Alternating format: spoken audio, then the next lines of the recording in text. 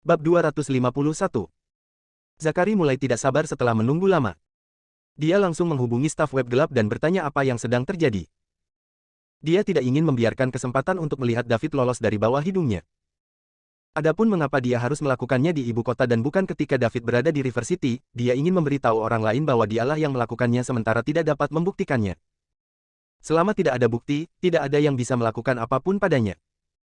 Jika itu dilakukan di River City, tidak semua orang akan mencurigainya, jadi bukankah apa yang dia lakukan akan sia-sia? Apa yang dia inginkan bukan hanya untuk melampiaskan, tetapi yang lebih penting, itu untuk memberitahu orang lain bahwa dia tidak boleh diganggu, dan jika ada yang menentangnya, mereka harus siap membayar harganya. Ini adalah kepercayaan yang harus dia miliki sebagai pewaris Queen di ibu kota dan juga salah satu dari 8 petarung hebat dari fraksi T. Gara-gara David, dia menjadi bahan tertawaan di kalangan ibu kota selama ini. Bagaimana dia akan terus menunjukkan wajahnya di ibu kota jika dia tidak mendapatkan kembali sebagian dari prestisenya? Jika sesuatu yang buruk terjadi pada David di ibu kota kali ini, semua orang akan berpikir bahwa dialah yang melakukannya, tetapi tidak akan ada bukti. Tidak hanya dia akan mendapatkan kembali reputasinya, tidak ada yang bisa melakukan apapun padanya. Dia hanya perlu mengeluarkan sejumlah uang. Baginya, pewaris Queen, beberapa ratus juta adalah sejumlah kecil uang. Untuk seseorang dengan statusnya, uang adalah masalah kecil, tetapi gengsinya adalah masalah besar. Selama dia bisa mendapatkan kembali gengsinya, itu akan bernilai menghabiskan lebih banyak uang. Apa yang bisa saya bantu? Staf web gelap mengirimi Zakari pesan. Saya ingin bertanya mengapa tidak ada yang menerima misi yang baru saja saya posting, tanya Zakari. Mungkin ada berbagai macam alasan mengapa tidak ada yang menerimanya. Saya tidak bisa memberitahu Anda secara spesifik apa yang salah dengan itu. Petik 2. Bantu aku melihatnya kalau begitu. Apa yang salah dengan misi yang saya posting? Ini pertama kalinya saya memposting atau saya mungkin tidak terlalu memahaminya. Jika ada masalah, saya bisa segera memperbaikinya, Zakari menjawab. Baiklah, tolong kirimkan aku kode misimu. Zakari melihat kodenya dan mengirimkannya ke pihak lain. 4398. Setelah beberapa waktu, pihak lain menjawab. Halo, menurut misi yang kamu posting, ada 2 masalah. 1. Informasinya tidak lengkap. Kedua, lokasi targetnya adalah ibu kota di Summerland dan itu adalah tempat yang tidak ingin dikunjungi kebanyakan orang. 500 juta untuk membunuh puncak Tiger Ranker sangat tinggi tetapi jika lokasinya adalah ibu kota di Summerland, maka lain cerita. Petik 2. Lalu apa yang harus saya lakukan untuk membuat orang menerima misi ini? Saya tidak dapat mengubah lokasi. Petik 2. Saya sarankan Anda meningkatkan karunia. Dengan begitu mungkin akan ada orang yang mau mengambil risiko. Baik, terima kasih. Setelah berbicara dengan staf web gelap, Zakari mengerti bahwa tidak mudah untuk memposting misi. Setelah dia memikirkannya, dia pikir itu masuk akal karena orang lain akan mempertaruhkan nyawa mereka untuk menyelesaikan misi yang dia posting secara acak. Jadi tentu saja, mereka perlu memahami sifat misi. Kemudian, Zakari mengubah misi. Dia tidak mengubah apapun tetapi secara langsung meningkatkan karunia menjadi 1 miliar. Dia percaya bahwa akan ada orang yang mau mengambil risiko dengan godaan uang. Tanah terlarang untuk tentara bayaran. Itu hanya alasan untuk menaikkan harga. Padahal, sejujurnya, tempat ini pasti lebih berbahaya daripada yang lain. Memang, setelah Zakari menaikkan harganya, orang-orang mulai memperhatikan misinya. 1 miliar adalah jumlah yang belum pernah dilihat beberapa orang dalam hidup mereka. Plus, misi di web gelap diberi peringkat dari hadiah tertinggi hingga terendah. Semakin tinggi bounty, semakin tinggi daftar misi yang akan dilakukan. Dengan demikian, hadiah 1 miliar Zakari sekarang berada di halaman pertama dan peringkat 7. Banyak orang memperhatikan misi baru ini tetapi ketika mereka melihat bahwa lokasinya berada di ibu kota di Summerland, kebanyakan orang memutuskan untuk mengabaikannya. Itu adalah tempat di mana banyak tentara bayaran dan pembunuh menolak untuk pergi. Ada alasan mengapa ibu kota di Summerland disebut tanah terlarang oleh tentara bayaran. Ini adalah pengalaman yang mereka peroleh dengan darah mereka. Tentu saja, ada beberapa pemula yang berani dan orang gila yang meremehkan hal ini. Tanah terlarang apa? Mereka tidak percaya. Orang-orang ini sangat ingin membuat nama untuk diri mereka sendiri di dunia bawah tanah internasional. Plus, hadiah 1 miliar sepadan dengan risikonya. Selama mereka menyelesaikan ini, mereka akan dapat hidup bebas dan bahagia di mana saja di bumi ini bahkan jika mereka berhenti bekerja sama sekali. Oleh karena itu, banyak orang bertanya tentang misi ini tetapi kebanyakan dari mereka adalah pemula yang tidak berpengalaman. Saat ini, staf dari web gelap akan memilih orang yang paling cocok untuk menjalankan misi ini berdasarkan hasil dan kemampuan mereka sebelumnya. Tidak akan ada kasus di mana akan ada banyak orang yang menjalankan misi yang sama. Jika itu terjadi, akan sulit untuk memastikan siapa yang menyelesaikan misi setelah itu lebih. Yang lain hanya bisa menerima misi ini setelah orang yang berharga gagal melaksanakannya. Setelah mengkonfirmasi orang yang akan menjalankan misi ini, staf menghubungi Zakari. Dia perlu memberikan beberapa informasi dasar tentang target seperti jenis kelamin, tinggi badan, usia, foto, dan tempat di mana target akan sering dikunjungi. Ini semua disediakan oleh Howard. Setelah semuanya selesai, Zachary masih perlu mentransfer 1 miliar ke akun yang ditentukan di web gelap. Ini untuk mencegah majikan melarikan diri setelah misi selesai dan menolak untuk membayar. Setelah hadiah diterima, staf mengatakan bahwa orang yang melakukan tugas ini akan tiba di ibu kota 3 hari kemudian. Dia kemudian akan memperbarui Zachary 1 minggu kemudian terlepas dari hasil misi. Zachary mengira semuanya sudah siap dan dia hanya perlu menunggu sampai David berada di ibu kota agar dia bisa memberikan pukulan fatal padanya. Dark Web sangat populer di dunia bawah tanah internasional. Selama ada cukup uang, tidak akan ada orang yang tidak berani mereka bunuh. Namun, mereka tidak tahu bahwa David bukan lagi Tiger Ranker puncak. Plus, dengan identitas David, begitu sesuatu terjadi padanya di ibu kota, seluruh ibu kota mungkin akan terbalik untuk menemukan siapa yang melakukannya. Identitas anggota resmi tim Satgas Khusus A dan tim Falcon Vulture bukanlah lelucon. Singkatnya, hanya ada 20 lebih dari mereka di negara ini. Mereka adalah elit negara, jadi jika mereka dibunuh, jaring gelap akan terlibat. Jika Kekaisaran Somer mengamuk, itu akan menjadi sangat serius. Bahkan dunia akan gemetar di kaki mereka. Pada saat ini, David tidak tahu bahwa seseorang memperhatikannya, dan ada di sini untuk mengambil nyawanya. Dia masih memikirkan kemana harus menghabiskan uang besok. Bab 252. Keesokan harinya, David menemukan dealer Benz di dekatnya dan membeli G-Wagon. Tidak nyaman tidak punya mobil, dan dia tidak bisa begitu saja naik taksi kemana-mana. Kemudian, David pergi ke Universitas Greenwood, tetapi dia tidak masuk. Sebaliknya, dia berjalan di sekitar daerah itu. Tujuan dari itu, tentu saja, untuk mencari rumah. Untuk universitas terkenal di dunia seperti Greenwood University, rumah-rumah di sekitar distrik sekolah tentu saja yang paling mahal. Harga rumah bekas di sini mirip dengan River City South River International Residence, yang hampir 200.000 per kaki persegi. Sebuah rumah kecil bekas akan bernilai puluhan juta. Namun, David tidak akan membeli rumah bekas. Dia ingin membeli rumah baru, semakin mahal semakin baik. Namun, setelah mencari di sekitar, dia tidak dapat menemukan real estate yang baru dikembangkan. Diperkirakan biaya renovasi di sekitar Greenwood University terlalu mahal, sehingga pengembang merasa tidak layak. David harus memperluas pencariannya. Akhirnya, dia menemukan area yang baru dikembangkan sekitar 10 menit dari Greenwood University. Setelah terlihat santai, dia langsung menghabiskan lebih dari 100 juta untuk membeli penthouse. Keesokan harinya, David berkeliaran di sekitar ibu kota secara acak. Setiap kali dia melihat properti baru untuk dijual, dia akan masuk dan membelinya. Setelah seharian, dia kelelahan, tetapi dia telah memperoleh hasil yang memuaskan. Dia menghabiskan lebih dari 4 miliar, tetapi tidak memperhatikan berapa banyak rumah yang dia beli. Semua jenis kontrak ditumpuk di dalam mobil.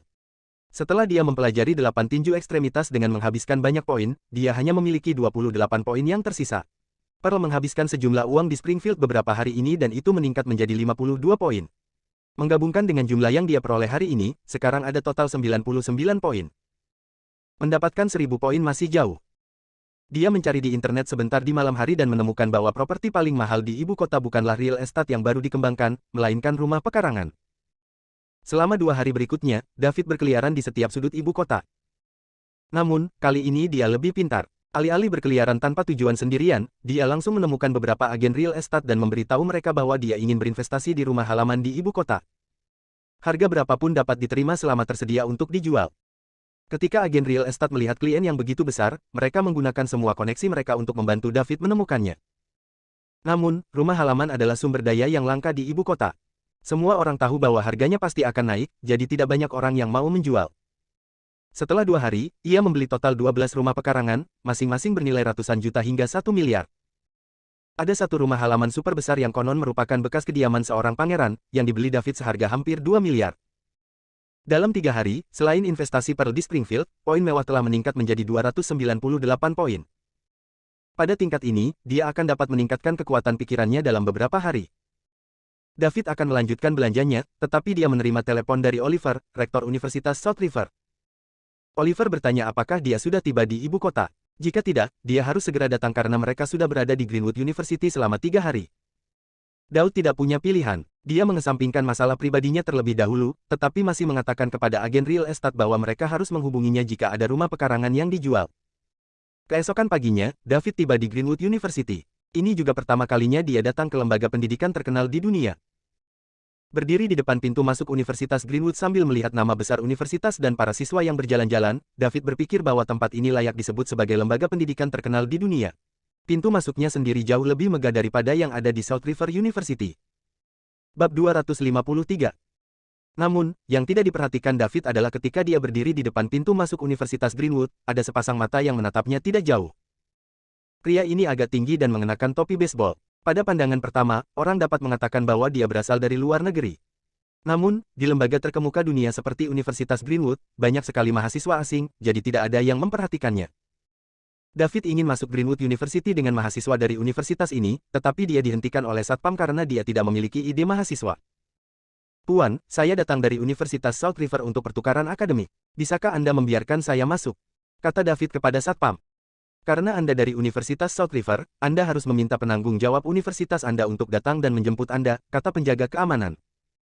Setelah beberapa meyakinkan, penjaga keamanan masih bersikeras untuk tidak membiarkan David masuk. Jadi, David tidak punya pilihan selain memanggil Oliver. Tidak butuh waktu lama bagi Oliver untuk keluar dan membawa David masuk ke dalam kampus. David, kenapa lama sekali kamu datang ke sini? Oliver bertanya saat mereka berjalan. Carson, maafkan aku tertahan oleh sesuatu, kata David. Meskipun menghasilkan uang itu penting, kamu tidak bisa mengabaikan studimu. Anda bisa mendapatkan uang secara perlahan setelah Anda lulus, tetapi jika Anda mengabaikan studi Anda tidak akan memiliki kesempatan untuk kembali ke sekolah di masa depan. Mengerti, Tuan Carson? Ayo, Howard dan yang lainnya sekarang ada di kelas. Tujuan dari kunjungan ini adalah agar Anda merasakan suasana belajar dan metode pengajaran di Greenwood University. Pada saat yang sama, Anda dapat melihat apa perbedaan antara universitas kami dibandingkan dengan universitas top dunia ini. Hanya dengan menemukan celah, kami dapat melakukan yang lebih baik. Aku mengerti, kata David. Meskipun dia mengatakan bahwa dia mengerti, dia sedikit tidak yakin. Meskipun Universitas South River tidak buruk, itu jauh dari Universitas Greenwood. Setiap aspek Universitas South River tidak ada apa-apanya dibandingkan dengan Universitas Greenwood. Ini bukan sesuatu yang bisa diubah dalam semalam. David berpendapat bahwa pertukaran akademik semacam ini murni untuk para siswa untuk mendapatkan lebih banyak pengalaman. Tidak masuk akal untuk meminta mereka menunjukkan celahnya. Universitas South River jauh lebih rendah daripada Universitas Greenwood dalam hal fasilitas dan pengajaran. David dibawa ke kelas terbuka oleh Oliver. Setelah Oliver membawa David ke sana, dia pergi. David hanya bisa duduk bosan di kelas dan mendengarkan ceramah. Pada saat yang sama, dia berpikir tentang bagaimana terus menghabiskan uang sehingga dia bisa mendapatkan lebih banyak poin mewah. Beberapa mahasiswi di Greenwood University sering menoleh ke arah David. Saat ini, David bisa dikategorikan sebagai candi. Dia dulunya cukup tampan, tetapi tubuhnya lemah dan dia memiliki harga diri yang rendah, jadi dia selalu tampak sedikit lamban. Sekarang setelah kekuatan tubuh dan pikirannya meningkat, dia lebih percaya diri. Dia tampak luar biasa temperamental sekarang dan benar-benar bongkahan. Saat ini, Howard sedikit lebih rendah dari David, jadi David secara alami menarik perhatian banyak gadis dari Greenwood University. Ketika Amelia dan Luna melihat David, mereka sangat senang. Amelia bertanya-tanya apa yang bisa dia lakukan untuk lebih dekat dengan David. Sementara itu, Luna sedang memikirkan bagaimana menjalankan rencananya. David masih berutang persyaratan padanya, dan dia berpikir tentang bagaimana menggunakannya untuk memberi dirinya manfaat terbesar. 5 mahasiswa dari Universitas South River yang datang ke sini untuk pertukaran akademik semuanya ada di sini. 3 wanita cantik dan 2 pria tampan benar-benar memikat banyak siswa dari universitas terkenal di dunia ini. Ada banyak orang menarik di Greenwood University juga, tapi ada terlalu banyak mahasiswa di kampus, jadi akan sulit untuk melihat salah satu dari mereka dalam keadaan normal. Namun, 3 hari yang lalu, 4 siswa yang menarik telah tiba, dan sekarang, 1 lagi telah muncul. Mereka bahkan bertanya-tanya apakah ini tingkat badan mahasiswa di Universitas South River. Jika itu masalahnya, mereka akan sangat iri. Bab 254. David mengirim pesan teks ke Celia secara diam-diam saat dia berada di kelas. Dia mengatakan kepadanya bahwa dia telah tiba di Universitas Greenwood dan bertanya apakah dia punya waktu untuk bertemu di siang. Di masa lalu, Celia biasanya akan membalas dalam hitungan detik setiap kali dia mengirim pesan kepadanya, tetapi kali ini, tidak ada tanggapan. Kemungkinan dia sedang berada di kelas dan ponselnya dalam keadaan silen. Sementara David mengirim SMS ke Celia, orang lain di kelas juga sibuk mengirim SMS. Howard, yang mengirim SMS ke Zachary untuk memberitahu dia bahwa David berada di Greenwood University dan sedang di kelas. Zachary telah menanyakannya hampir setiap hari selama 2 hari terakhir apakah David sudah ada di sana. Dia sangat ingin membalas dendam atas apa yang telah terjadi terakhir kali. Zachary juga senang saat mendapat pesan dari Howard. David akhirnya tiba, dan staf dari web gelap memberitahu dia kemarin bahwa senjata sewaan telah mencapai ibu kota, tetapi targetnya belum ditemukan.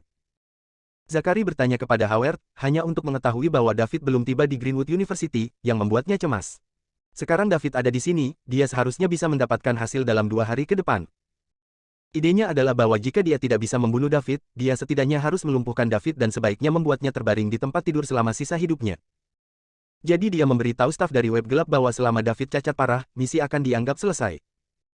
Semuanya sudah ada, dan sekarang, dia hanya menunggu hasilnya. Zakari tidak dapat menenangkan dirinya saat dia memikirkan bagaimana rasa malunya bisa segera hilang. Selama ini, dia hampir tidak pernah menghadiri pesta yang diadakan oleh fraksi T. Begitu dia pergi ke sana, seseorang akan mengolok-oloknya atas apa yang terjadi di River City. Ini terutama berlaku untuk Pangton Molesley itu, yang membuatnya beberapa kali kehilangan rasa hormat. Kelas pagi berakhir dengan cepat. Celia mengirim pesan kembali ke David di tengah kelasnya dan setuju untuk makan siang bersamanya. David, ayo makan siang bersama, kata Amelia sambil berjalan ke arah David. Dia ingin lebih dekat dengan David, jadi dia harus mengambil inisiatif. Jika dia tidak segera mengambil tindakan, David akan direnggut. Luna menatapnya dengan kompetitif dari satu sisi. Maafkan aku, Amelia, saya bertemu seseorang di sore hari. Lain kali, kata David. Bertemu seseorang, siapa? Tanya Amelia. Teman saya dari SMA. Dia kuliah di Greenwood sekarang, jawab David. Baiklah, lain kali kamu harus mentraktirku makan, kata Amelia sedikit kecewa. Dia tidak pernah ditolak seperti ini sebelumnya. Selalu dia yang menolak orang lain, sementara orang lain tidak akan pernah memiliki kesempatan untuk menolaknya. Namun, dia telah ditolak berkali-kali oleh David. Dia bahkan menolaknya ketika dia menawarkan dirinya kepadanya, yang merupakan pukulan besar bagi kepercayaan dirinya. Tentu saja, janji David. Setelah David pergi, Luna berjalan mendekat. David, jangan lupa kesepakatan kita dulu, kata Luna. Perjanjian apa? Tanya David penasaran. Kamu berutang satu persyaratan lagi padaku. Sudah kubilang itu tergantung pada suasana hatiku. Aku tidak peduli, kamu berjanji. Setelah Luna selesai berbicara, dia berbalik dan pergi, tidak meninggalkan kesempatan bagi David untuk merespons. David menggelengkan kepalanya, bingung. Apakah wanita saat ini begitu egois? Pada saat ini, teleponnya berdering di sakunya. Dia mengeluarkannya dan melihat bahwa itu dari Celia. Halo, David menekan tombol jawab. Bab 255. David, aku di sini. Apa kau di luar kelas? Suara jernih Celia datang dari telepon. Ini adalah pertama kalinya David mendengar suara Celia setelah bertahun-tahun, dan dia masih terdengar sama seperti sebelumnya. Mereka hanya akan saling mengirim SMS sesekali dalam beberapa tahun terakhir. Ya, aku akan segera keluar, kata David sambil berjalan keluar kelas. Begitu dia berjalan keluar kelas, dia melihat sosok cantik memegang telepon sambil berdiri tidak jauh. Dia mengenakan gaun putih bersih sementara rambut hitam legamnya diikat menjadi ekor kuda. Pada saat ini, dia berdiri di lorong dengan gugup. Anak-anak lelaki yang berjalan melewatinya sesekali akan berbalik dan menatapnya. Benar saja, Celia masih sehebat dia di SMA, dan dia masih dikagumi bahkan di institusi top seperti Greenwood University. David menutup telepon dan berjalan menuju Celia. Ketika dia berada lebih dari 10 meter dari Celia ketika Celia melihatnya. David tersenyum dan terus berjalan di depannya. Celia tampak sedikit bersemangat dan pipinya memerah. Celia, lama tidak bertemu, kata David sambil tersenyum. David, lama tidak bertemu, jawab Celia sambil tersenyum. Meskipun keduanya tidak bertemu selama hampir 3 tahun, mereka tidak merasa canggung sama sekali. Mereka masih seperti dua sahabat lama.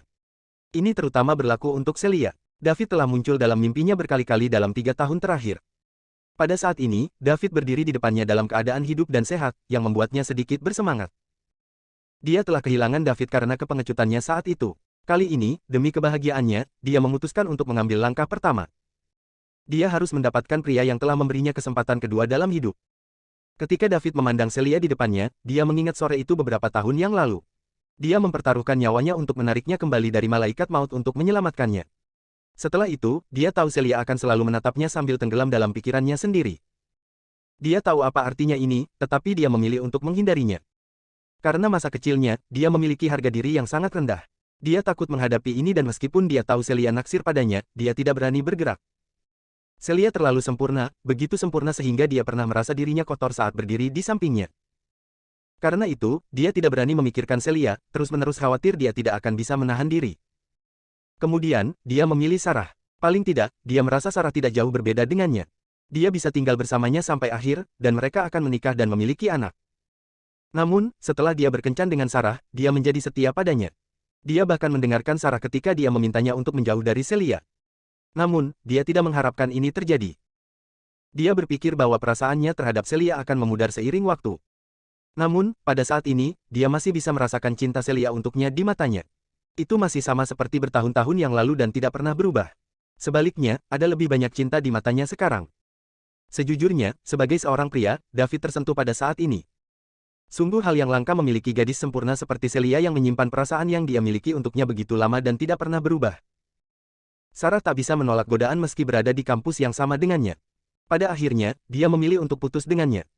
Di sisi lain, Celia belum melihatnya selama 3 tahun dan dia masih sama. Apakah tidak ada pria hebat di Greenwood University? Mustahil. Akan ada lebih banyak dari mereka di sini daripada di Universitas South River setidaknya, dan dia percaya bahwa dengan kondisi Celia, dia tidak akan pernah kekurangan orang yang mengejarnya. Pada saat ini, dia ingin menarik Celia ke dalam pelukannya, tetapi dia menahan diri. Dia tidak bisa melakukannya sekarang karena mereka belum menjalin hubungan. Bab 256. Ketika David dan Celia bertemu lagi untuk pertama kalinya sejak kelulusan 3 tahun lalu, mereka berinteraksi dengan tenang, seolah-olah teman lama. Setelah saling menyapa, mereka meninggalkan tempat itu berdampingan juga. Para siswa yang berkumpul mulai berdiskusi di antara mereka sendiri begitu keduanya pergi. Astaga, bukankah itu Celia, gadis tercantik di universitas dari sekolah bahasa Inggris kami? Siapa pria yang bersamanya itu? Apakah kalian mengenalnya? Saya kira ini pertukaran pelajar dari SRU. Dia ada di kelas kita. SRU, tapi dia dari sekolah kita. Kita tidak bisa membiarkan orang luar membawanya pergi. Aku tidak percaya kita akan membiarkan dia mengambil keuntungan seperti ini. Apa maksudmu mengambil keuntungan? Ya, pria itu cukup tampan, bukan? Dia agak keren, atau setidaknya, tidak kalah keren dari Fantastic Four. Dia dan Celia tampak seperti pasangan yang cukup serasi, jawab seorang gadis. Jadi bagaimana jika dia tampan atau keren? Dia masih dari sekolah lain. Dia gadis tercantik di universitas kami tidak bisa membiarkan seorang pria dari sekolah lain membawanya pergi. Apa yang dikatakan tentang orang-orang di sekolah kita? Petik 2. Ya, ini adalah berita besar, saya harus segera memberitahu Hanley tentang ini. Dia sudah mengarahkan pandangannya pada Celia, dan dia tidak akan membiarkan pria itu pergi begitu saja begitu dia tahu tentang ini. Aku tahu itu, Celia punya pacar, itu sebabnya dia tidak setuju dengan orang yang mengejarnya. Anda dapat mengetahui bahwa mereka sudah saling kenal untuk waktu yang lama dari cara mereka berinteraksi. Siapa yang peduli berapa lama mereka sudah saling kenal? Sebarkan saja beritanya sebelum gadis tercantik di Greenwood University diambil oleh seorang pria dari SRU. Baik David maupun Celia tidak menyadari betapa banyak perhatian yang mereka tarik saat mereka berjalan. Terutama karena Celia terlalu terkenal di Universitas Greenwood. Namun, keduanya mengabaikan penampilan itu dan mencari tempat makan di luar kampus. Setelah itu, Celia mengajak David berkeliling Greenwood University. Sebagai salah satu akademi paling terkemuka di dunia, Universitas Greenwood memiliki kampus yang sangat besar. Mereka berdua berjalan-jalan di banyak tempat sebelum akhirnya menetap di tepi danau buatan. Itu tenang di sana, sehingga menjadi lokasi yang populer bagi pasangan untuk berkumpul di Greenwood University, meskipun kebanyakan pada malam hari. Kebanyakan orang tidak akan berkumpul di tepi kolam di tengah hari ketika matahari terbenam panas terik di kepala mereka, ditambah pasangan harus menjaga perilaku mereka karena itu siang hari dan ada sedikit atau tidak ada privasi. Dengan demikian, orang cenderung berkumpul hanya pada malam hari dan tidak pada siang hari. Daud, teriak Celia. Ya, David berbalik untuk melihat Celia. Aku merasa kamu banyak berubah, kata Celia. Dengan cara apa? Beritahu saja, tanya David. Kamu lebih kuat, lebih percaya diri, dan kamu juga lebih tampan sekarang, jawab Celia dengan wajah memerah. David menyentuh wajahnya. Sistem tersebut memang membawa perubahan besar baginya, tidak hanya dalam arti fisik, tetapi juga mental. Dia dulu rendah diri dan menolak bersosialisasi, tetapi sekarang dia dipenuhi dengan kepercayaan diri. Celia, aku merasa kamu juga berubah, kata David. Ya, bagaimana? Celia melihat dirinya sendiri dan bertanya. Kamu jauh lebih cantik sekarang, jawab David sambil tersenyum. Kamu juga menjadi orang yang pandai bicara, David. Kamu saat itu tidak akan pernah mengatakan hal seperti itu. Hah, kurasa kita semua berubah. Keduanya memandang danau jauh di seberang dan duduk diam untuk waktu yang lama. Daud. Terima kasih. Untuk apa? Terima kasih telah muncul di saat tergelapku dan menyelamatkanku dari kematianku. Anda mempertaruhkan hidup Anda untuk menyelamatkan saya, seperti malaikat. Oh itu, aku akan melupakannya jika kau tidak mengingatkanku. Saya kebetulan bertindak lebih cepat dari orang lain. Saya yakin seseorang akan melakukan hal yang sama jika saya tidak ada di sana. Tapi aku tidak bisa melupakannya. Celia mendongak dan menatap David saat dia berkata dengan sungguh-sungguh. David juga bisa merasakan ada yang aneh dengan nada bicara Celia, jadi dia menoleh untuk melihatnya. Mereka mengunci tatapan. Celia menoleh ke samping dan melanjutkan dengan muram, mimpi buruk ini telah menggangguku selama ini. Dalam mimpi saya, akan ada sebuah truk melaju ke arah saya di luar kendali. Aku ingin pergi tapi sepertinya aku tidak pernah bisa bergerak. Dan saat truk akan menabrak saya, sesosok akan muncul di sisi saya dan membawa saya menjauh dari jalur truk. Saya dulu tersentak bangun dari mimpi buruk pada awalnya, berkeringat dan ketakutan. Tetapi setiap kali saya pergi tidur, mau tidak mau saya ingin memimpikannya mimpi buruk itu juga. Karena aku hanya bisa melihat wajah orang itu ketika aku sedang bermimpi, dan aku takut aku akan lupa bagaimana penampilannya suatu hari jika aku tidak melihatnya setiap malam. Perlahan, mimpi buruk itu berhenti terasa seperti mimpi buruk bagi saya karena saya tahu truk itu tidak akan pernah menabrak saya. Saat saya memejamkan mata, saya akan diliputi pelukan hangat dan saya akan mencium aroma wajah yang familiar. Celia mulai terisak pelan pada saat ini. David merasa seperti dia harus melakukan sesuatu, jadi dia mengulurkan tangan kanannya dan melingkarkannya di bahu Celia, membiarkannya menyandarkan kepalanya di bahunya. Sepasang kekasih kebetulan melihat adegan ini dan setelah memastikan bahwa itu adalah Celia, mereka dengan cepat mengeluarkan ponsel mereka dan mengambil beberapa foto. Ini adalah berita terbaru. Celia, gadis tercantik di Greenwood University saat ini sedang berkencan dengan seorang pria, dan dia bahkan meletakkan kepalanya di bahu pria itu. Berita ini bersama dengan gambar-gambarnya segera menyebar di situs web universitas setelah diposting. David dan Celia, bagaimanapun, tidak tahu bahwa foto mereka diambil. Celia, aku tahu bagaimana perasaanmu padaku. Aku sebenarnya sudah tahu tentang mereka sejak lama, tapi saat itu aku pengecut. Saya takut, merendahkan diri, dan saya tidak berani menghadapi perasaan Anda. Tapi aku berjanji padamu aku tidak akan melakukan itu padamu lagi. Beri saya waktu, saya baru saja putus dengan Sarah, dan situasinya tidak terlalu optimis saat ini. Anda melihat pesan di grup kucing juga, kan? Saya tidak melakukan apapun yang bertentangan dengan hati nurani saya, tetapi saya tidak ingin Anda menjadi penerima rumor apapun. Saya tidak ingin mereka berpikir bahwa saya mencampakkan Sarah karena kami bersama, dan itu menyebabkan penyakit mentalnya saat ini. Itu tidak adil bagimu. Jika itu akan menjadi Anda, maka saya ingin memberikan yang terbaik untuk Anda. Apakah Anda akan mempercayai saya? Aku berjanji tidak akan kabur lagi. Oke, aku akan menunggumu, kata Celia lembut. Bab 257. Sore itu, baik David maupun Celia pergi menghadiri kelas mereka. Mereka masih tidak tahu tentang malapetaka yang akan datang, di mana mereka adalah protagonisnya. Saat mereka memperhatikan kelas, sebuah artikel muncul di forum kampus Universitas Greenwood. Celia Yang, gadis tercantik di Greenwood University, terlihat berkencan dengan orang asing di kampus. Gambar kepala Celia yang bersandar di bahu David juga terpasang. Ini mengejutkan para peserta forum, dan postingan itu mengumpulkan 10.000 tampilan dan ribuan komentar. Postingan ini langsung menjadi postingan terpanas di forum Greenwood University, dan para mahasiswa mulai membagikannya. Postingan itu juga mulai beredar di grup perpesanan di seluruh kelas. Semua orang bertanya-tanya siapa pria ini. Orang-orang mulai mencari David. Pada akhirnya, berkat beberapa teman sekelas di kelas baru David yang melihatnya pergi bersama Celia, ada kesimpulan tentang siapa orang asing misterius itu. Dengan demikian, posting lain muncul di forum universitas. Gadis tercantik di Greenwood University diambil oleh siswa pertukaran SRU, David Liddell. Ini adalah posting singkat tapi mengejutkan. Di Greenwood University, setiap artikel yang entah bagaimana berhubungan dengan Celia, terutama yang bertema gosip, akan selalu menjadi trending. Dulu juga ada desas-desus tentang bagaimana salah satu Fantastic Four dari Greenwood University, Hanley Chasez menjadi pacar Celia. Bahkan ada desas-desus tentang bagaimana Hanley secara terbuka mengklaim Celia sebagai Dewi dan tidak mengizinkan orang lain untuk melihatnya. Tak satu pun dari rumor tersebut dikonfirmasi, tidak seperti kali ini ketika gambar diambil, membuat rumor ini lebih dapat dipercaya. Hal ini mengakibatkan kerumunan besar mahasiswa Greenwood University berkumpul di luar kelas David ketika kelas berakhir sehingga mereka dapat melihat pria misterius yang telah mencuri hati Celia. David dan siswa pertukaran SRU lainnya bingung karena mereka tidak masuk ke forum Universitas Greenwood juga tidak ada dalam obrolan grup kelas manapun. Inilah mengapa mereka sama sekali tidak tahu apa yang sedang terjadi, mereka hanya merasakan banyak pasang mata menatap mereka, terutama David.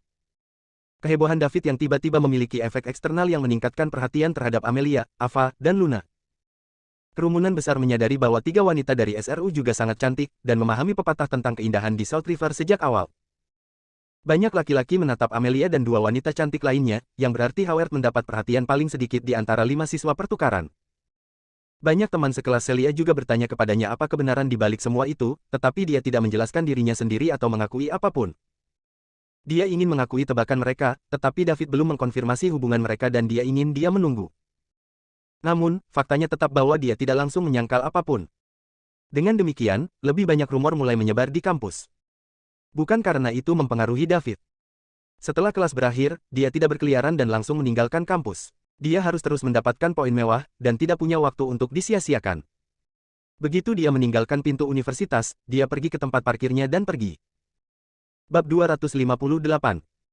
Saat David pergi, sebuah MPV hitam mengikutinya. Sudah pukul 10 malam saat David kembali ke hotel. Meskipun dia mendapatkan lebih banyak poin mewah hari ini, naik menjadi 325 poin hari ini, dia masih berpikir itu terlalu lambat. Dia menelepon Pearl dan menyuruhnya untuk menugaskan beberapa anggota ke Capital City sehingga dia bisa secara bersamaan menjalankan bisnis di dua kota metropolitan internasional. Pearl tidak benar-benar mengerti apa yang ingin dilakukan David, karena East League International sudah berkembang dengan kecepatan yang cukup cepat.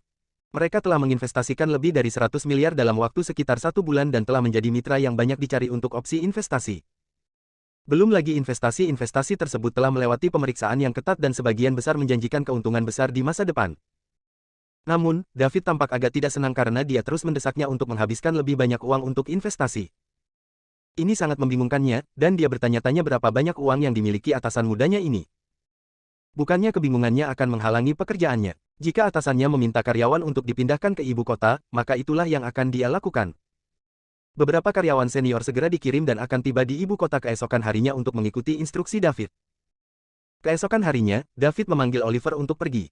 Oliver ingin membujuk David untuk menghadiri kelas, tetapi David berjanji bahwa dia akan menyumbangkan lebih banyak uang ke sekolah untuk pembangunan ketika dia kembali. Oliver segera berubah pikiran dan berjanji bahwa dia akan menangani segalanya untuk David sehingga yang terakhir tidak perlu khawatir tentang sekolah.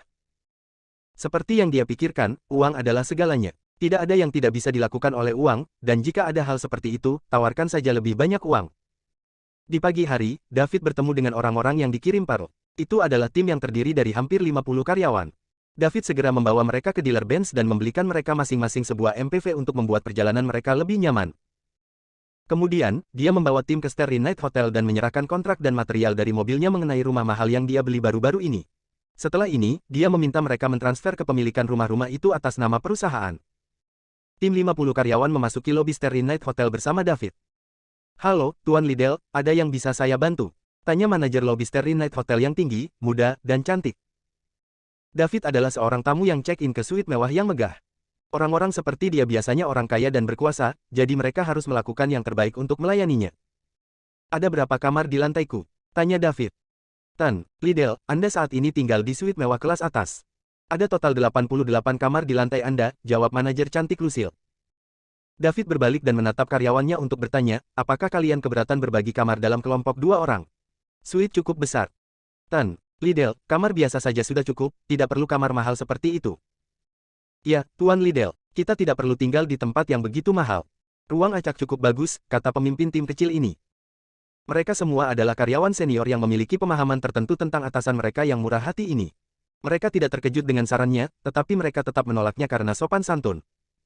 "Kamu sudah di sini, jadi dengarkan aku. Saya akan mengatur semuanya," kata David. Kemudian dia menoleh ke manajer cantik dan berkata, "Saya ingin memesan seluruh lantai. Bisakah Anda mendiskusikannya dengan tamu lain dan melihat apakah mereka bersedia pindah ke ruangan lain?" Lucille merasakan darah mengalir deras ke kepalanya. Dia sudah memiliki ide tentang apa yang ingin dilakukan David ketika dia mendengar dia bertanya kepada karyawannya apakah mereka keberatan berbagi kamar, tetapi itu masih terasa seperti mimpi ketika dia mendengar David menanyakan hal ini padanya. Dia belum pernah melihat atasan yang begitu murah hati yang akan memesan seluruh lantai suite mewah yang megah untuk karyawannya. Dia telah bekerja di Starry Night Hotel selama beberapa tahun dan telah melihat banyak pria kaya, tetapi ini adalah pertama kalinya dia bertemu seseorang seperti David. Biayanya lebih dari 5 juta hanya untuk 1 malam. Dia bertanya-tanya perusahaan apa yang dimiliki David, karena dia juga ingin bekerja di bawahnya. Dia tahu dia akan menikmati tunjangan karyawan yang jauh lebih baik di bawah orang-orang seperti David daripada perusahaan lain. Bab 259. "Tolong tunggu, Tuan Liddell, biarkan saya memeriksanya." Lucille segera berlari ke meja depan dan mulai bertanya pada yang lain. David membawa tim itu. "Tan, Liddell, 15 kamar telah diambil di lantai itu. Saya tidak yakin apakah saya bisa meminta mereka semua untuk pindah, tetapi mungkin Anda ingin lantai di atas." Lucille bertanya dengan hati-hati. Ini adalah transaksi besar. Dia takut David akan pindah ke hotel lain jika dia tidak menyukai sarannya. Dia akan kacau dalam kasus itu, karena David menghabiskan lebih dari 5 juta malam per kamar. David adalah pelanggan besar. Tentu, David memikirkannya dan menjawab. Dengan itu, dia langsung memesan seluruh lantai selama setengah bulan dan naik ke atas di bawah tatapan rakus dari server cantik. Setelah kembali ke kamarnya, David menyadari bahwa dia telah mendapatkan poin mewah lainnya, tiba di 326 poin. Sekarang setelah karyawannya ada di sini, dia bisa mulai membelanjakan uang dengan bebas. Tidak seperti Pearl, dia tidak menyelidiki sebelum dia menghabiskan uang. Dia hanya membeli apapun yang dia mau. Sejujurnya, dia bahkan tidak ingin berinvestasi di perusahaan manapun. Sebaliknya, rencananya hanya membeli rumah secara langsung. Lagi pula, real estate ibu kota sangat mahal, menelan biaya puluhan atau ratusan miliar untuk sebuah rumah tetapi hanya menciptakan riak kecil di titik-titik mewahnya. Mengingat ini adalah suite mewah yang megah, ketiga makanan dikirim ke kamar secara gratis. Makanannya enak sehingga David tidak perlu membawa karyawannya keluar untuk makan. Setelah beristirahat selama 2 jam, David mulai mengumpulkan tim dan semua orang mulai bekerja. Dia menyerahkan beberapa agen real estate kepada tim dan meminta mereka untuk menghubungi orang-orang itu sendiri. Yang harus mereka lakukan hanyalah memberitahu dia untuk membayar setelah kontrak dikonfirmasi. Dengan cara ini, beban kerjanya sangat ringan, dan dia tidak lagi harus mencari agen-agen ini sendiri. Setelah semua orang ditugaskan, David menerima panggilan tak dikenal. "Halo, apakah ini Tuan David Liddell?" Seorang pria bertanya. "Aku, dan kamu," David menjawab dan bertanya. "Saya berencana menjual rumah, tetapi saya tidak ingin mempekerjakan agen.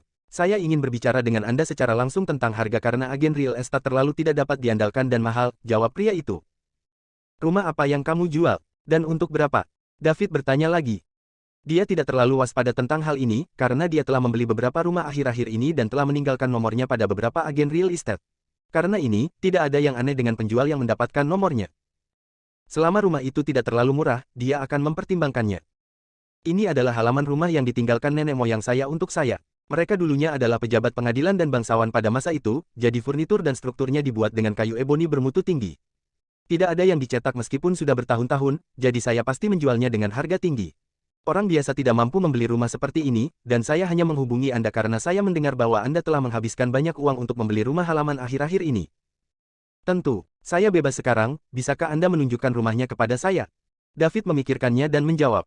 Jika pria itu mengatakan yang sebenarnya, maka ini adalah rumah yang pantas untuk dilihat. Dia telah membeli sebuah rumah yang dulunya milik seorang pangeran 2 hari yang lalu, dan jika rumah ini dibangun di lokasi yang baik, rumah itu harus dijual setidaknya $1 miliar. David saat ini membeli properti seperti orang gila. Selain mendapatkan poin yang melimpah dan meningkatkan kekuatannya, David juga membuat persiapan untuk hari di mana sistem mungkin akan menghilang. Pada saat itu, dia masih memiliki rumah-rumah ini dan cukup uang untuk mempertahankan gaya hidup yang nyaman selama sisa tahun-tahunnya. Ya tentu, pihak lain dengan cepat setuju. Kedua belah pihak menyepakati tempat untuk bertemu. Ketika David tiba, dia melihat seorang pria berpakaian bagus berusia 30-an menunggunya. Ketika dia melihat yang lain, kekuatan pikiran tajam David segera menangkap tatapan licik dan kegugupan pihak lain. Hah? Ada yang salah dengan dia? David tahu bahwa orang ini tidak memanggilnya untuk menjual rumah tetapi karena alasan lain. Namun, David tidak mengerti apa yang ingin dilakukan orang ini. Apakah dia ingin menculik David dan membuat David membayarnya karena betapa murah hati David menghabiskan uang baru-baru ini? David tidak mengekspos yang lain karena dia ingin tahu tentang apa yang ingin dia lakukan. David berani dan terampil sekarang, dan dia bisa dengan mudah melawan 100 gangster tanpa berkeringat. Setelah bertemu, pihak lain bahkan tidak memberitahu David namanya sebelum membawa David ke rumah.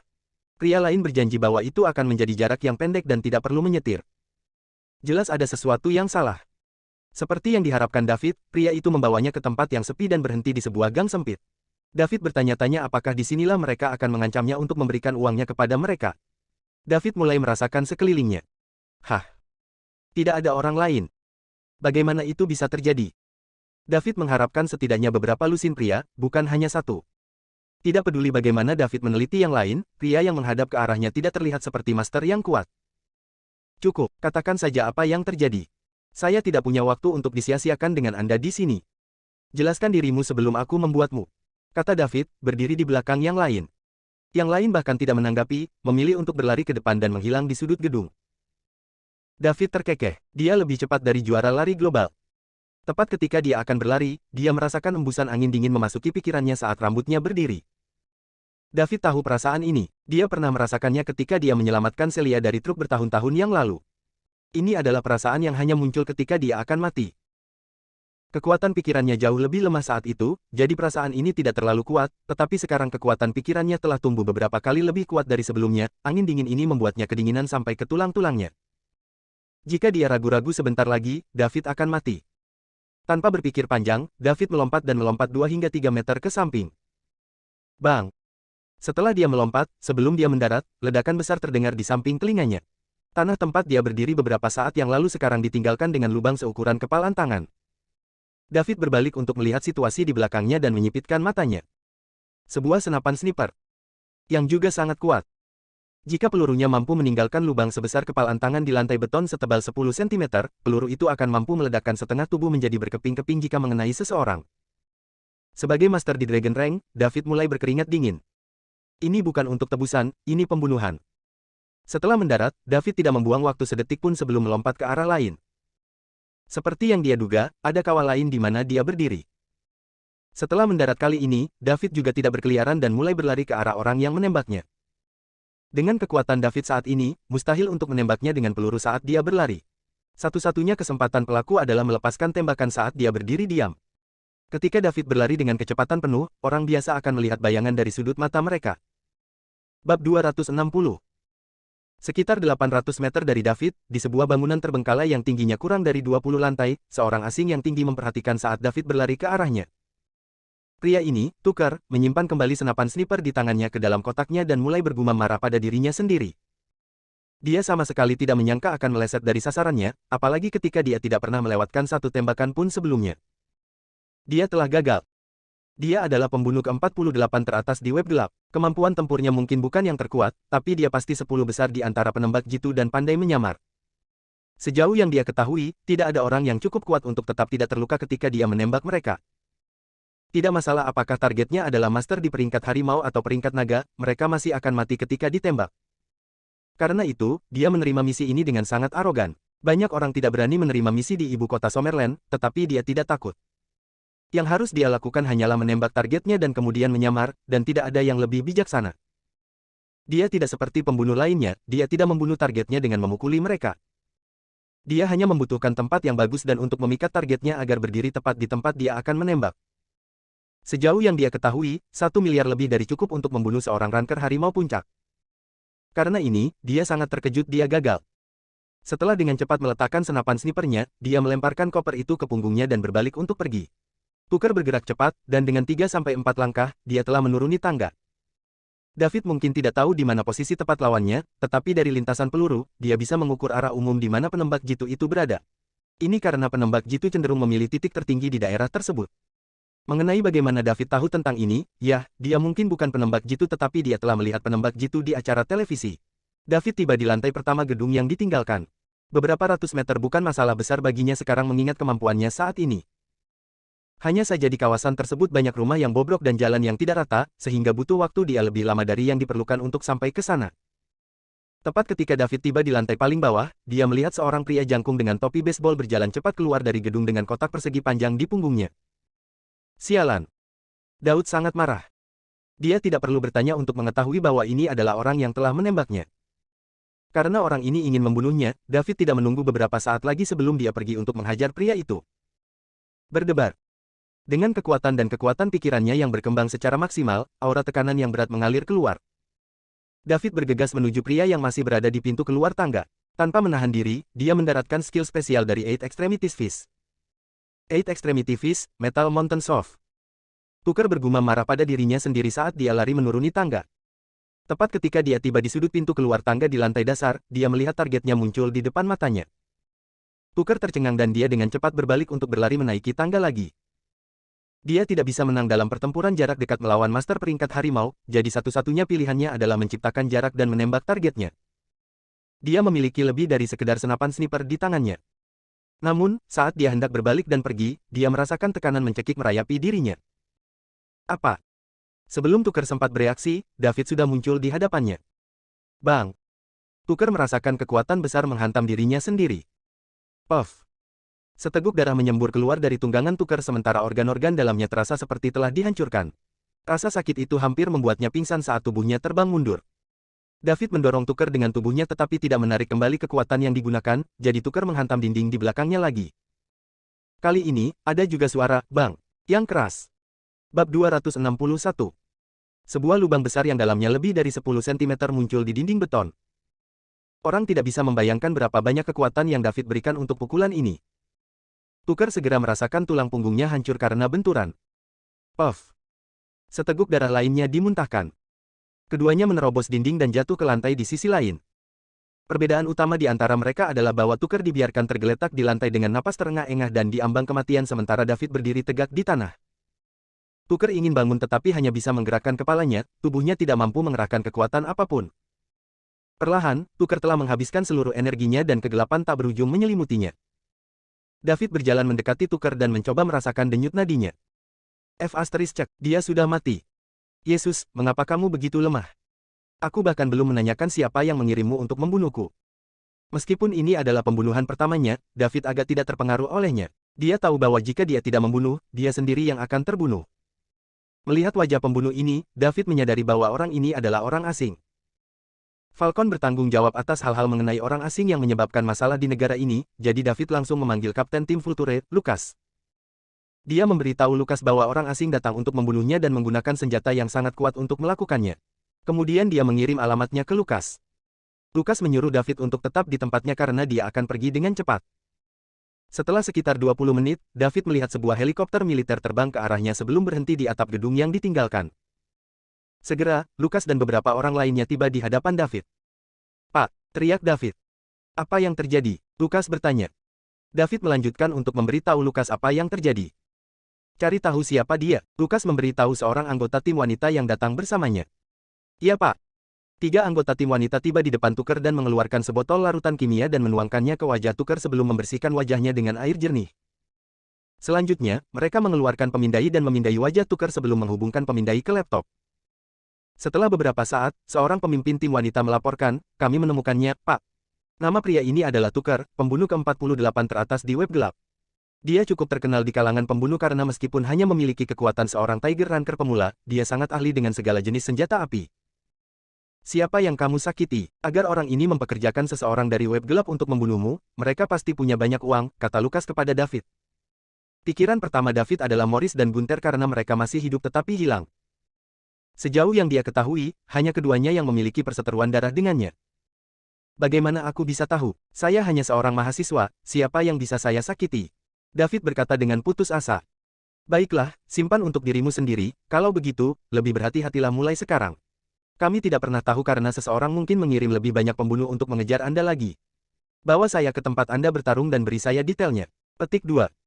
David membawa Lucas dan yang lainnya melalui tempat dia pertama kali menghindari sniffing ke lokasi terakhir pertarungannya dengan Tuker, merinci apa yang terjadi sepanjang waktu.